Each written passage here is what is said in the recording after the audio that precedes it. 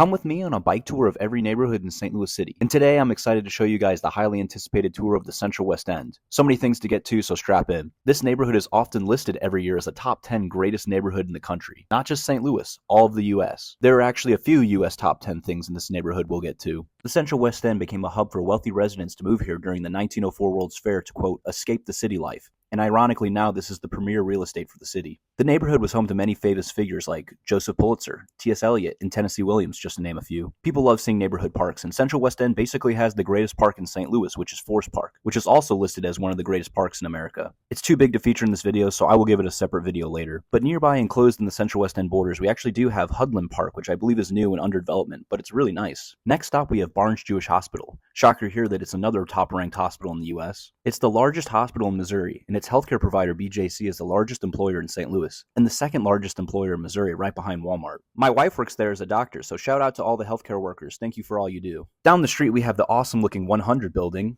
and the Chase Park Plaza Hotel. It's a super fancy, iconic St. Louis hotel. Fun fact, back in the 50s, Jackie Robinson, who was the first black MLB player, would publicly criticize segregated hotels. And the Chase Hotel started allowing black guests as a result from Jackie Robinson's push for integration. The hotel was also famous for hosting publicly televised wrestling events back in the 60s and 70s. At the corner of Euclid and Maryland Avenue, we have our Chess Corner, which includes the St. Louis Chess Club, the World Chess Hall of Fame, and the chess-themed Kingside Diner. St. Louis is the premier chess hub of America and is also host to the U.S. Chess Championship. Another video on that coming soon. This is an interesting one here on 4510 Lindell in this house. This is where the creation of the cocktail party was. The first cocktail party ever recorded was here in 1917, hosted by a Mrs. Julius Walsh. I hope you all find this weird level of niche facts as interesting as I do. Slightly to the east on Lindell, we have the St. Louis Cathedral, which is beautiful outside and inside. The church is also designated as a basilica, which is a big deal for Catholics because there are special things you can do in a basilica that you can't do in regular church. There are not many basilicas in the U.S., and there are only 3 in Missouri, this being one of 2 in St. Louis. Next door is Rosati Kane Academy, go Cougars. And let's end this video with some food. Up on the Delmar Loop we have Steve's Hot Dogs, which is home to the official St. Louis style hot dog. The Steve of Steve's Hot Dogs is the frontman for the band The Urge. Members of the band went to Webster Groves High School and SLU High, and they created the St. Louis Blues goal song.